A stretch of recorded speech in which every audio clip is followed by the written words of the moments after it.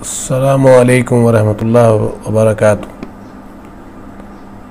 मैं हूँ आपका मुआलिज प्रोफेसर हकीम अब्दुल गफ़ार पीरज़ादा, फाजिल तिब्ब जराहत गवर्नमेंट तिबिया कॉलेज बहावलपुर। आज का हमारा टॉपिक है मैदे के अमराज। मैदे की तो बहुत सारी बीमारियाँ हैं, जिनमें से एक बीमारी जिसके ऊपर हमने आज बात करनी है। सामीन हजरात, मेरे जो सुनने वाले हजरात हैं, उनमें मैदे के जो हम मैदे पर जो बात करेंगे उसमें है वर्म मैदा। वर्म मैदा एक ऐसी बीमारी है, मैदे में वर्म हो जाती है, मरीज़ बेचैन होता है और वर्म मैदा की वजह से घबराहट होती है और ग़िज़ा की नाली में जलन शुरू हो जाती है। वर्म मैदा, अल्सर और ज़ख्म मैदा या सोज़श मैदा, इस पे हम बात कर रहे हैं। इसकी वजह से मरीज़ बहुत ज़्यादा परेशान होता है, उसकी ग़िज़ा हज़म नहीं होती, मैदे की नाली में जलन होती है, बेचैनी होती है, मैदे में दर्द होता है। और इसके अलावा सबसे बड़ी बात यह है कि अगर मैदे में ज़ख़म हो जाए, जिसे अल्सर हम कहते हैं, तो उसके बहुत ज़्यादा नुकसानात हैं और बहुत देर बाद वो ठीक होता है, काफ़ी टाइम लगता है।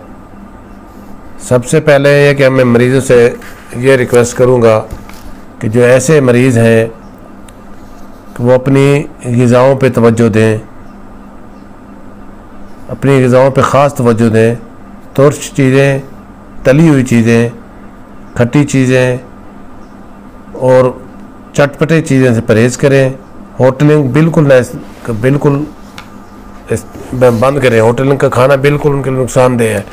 घर का खाना इस्तेमाल करें, तली हुई चीज़ें उनके लिए नुकसानदेह है, तली हुई चीज़ें बिल्कुल इस्तेमाल नहीं करनी। सादा शोरबेदार सालन इस्तेमाल करें। कद्दू का सालन शोरबेदार हो, काली मिर्च में बना हो, हल्की काली मिर्च में बना हो, लाल मिर्च बिल्कुल बंद करें। टिंडे का सालन वो इस्तेमाल करें, घिया तूरी का सालन इस्तेमाल करें। और इसके लिए जो हम दवाई बना रहे हैं उसमें एक माजून है, उसके अज्जा है मुरब्बा सेब, मुरब्बा भी, मुरब्बा आमला, मुरब्बा हरड़, मुरब्बा गाजर। ये पांचों मुरब्बा जात लेने हैं। इनको साफ़ करके बिल्कुल बारीक करें। ये लाइव पे आप दें, इंशाल्लाह हमको दिखाएंगे आपको, हम बना रहे हैं वो। और बिल्कुल बारीक करके कूट लें। 1 गुना ये हो, 2 गुना उसके अंदर कान सफ़ेद इसमें शामिल करें और इसकी माजून तैयार कर लें। जब माजून तैयार हो जाए उसके बाद उसमें चंद चीज़ें और शामिल करनी है, जिनमें छोटी इलायची, तबशीर, संदल सफ़ेद, इंडिया और कशनीज़। इसका सफ़ूफ बना के 2 तोले ये दवाइयाँ ले लें। 2 तोले छोटी इलायची लें, 2 तोले कशनीज़ लें, 2 तोले तबशीर लें, 2 तोले संदल सफ़ेद इंडिया वाली, ये लेके बारीक करके इसमें शामिल करें और ये मरीज़ सुबह शाम इस्तेमाल करें। और इसके साथ एक सफ़ूफ है, वो इस्तेमाल करना है, जिसके अज्जा मैं आपको बता देता हूँ। सामीन जो घर बना सकते हैं, ये माजून भी घर बना सकते हैं और ये सफ़ूफ भी घर बना सकते हैं। जो वर्म मैदा के लिए زخم معدہ کے لیے، سوزش معدہ کے لیے بہت اعلیٰ ہے۔ ان میں ہلدی ہے، 20 گرام ہلدی لیں، 20 گرام بادیان لیں، 20 گرام گوند کتیرہ لیں، 20 گرام ملٹھی لیں اور 20 گرام برگ گازبان یہ لیں۔ اس کا سفوف بنائیں۔ حسب ذائقہ اس میں مصری استعمال کر سکتے ہیں۔ 30 گرام سے مصری کوزہ شامل کریں۔ اس کا سفوف بنا کے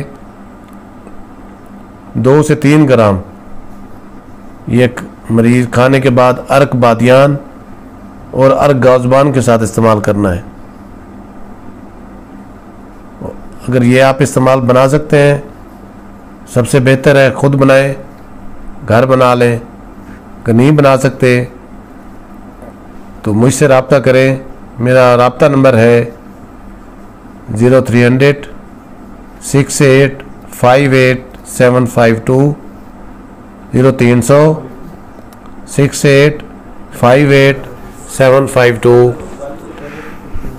اور واٹس ایپ نمبر بھی یہی ہے 0300 68 58 752۔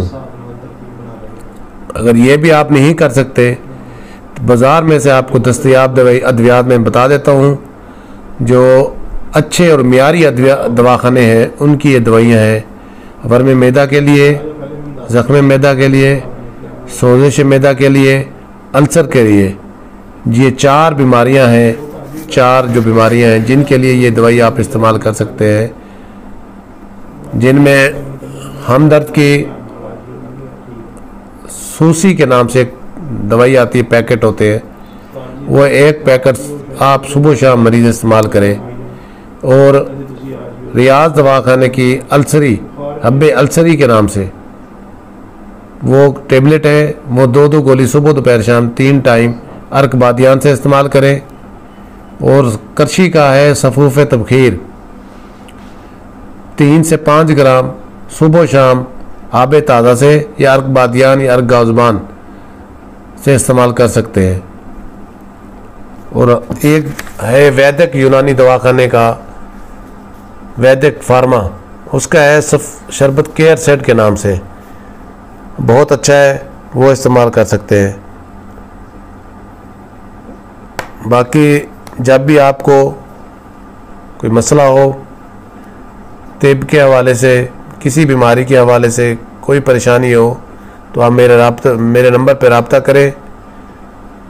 حکیم عبدالغفار پیرزادہ،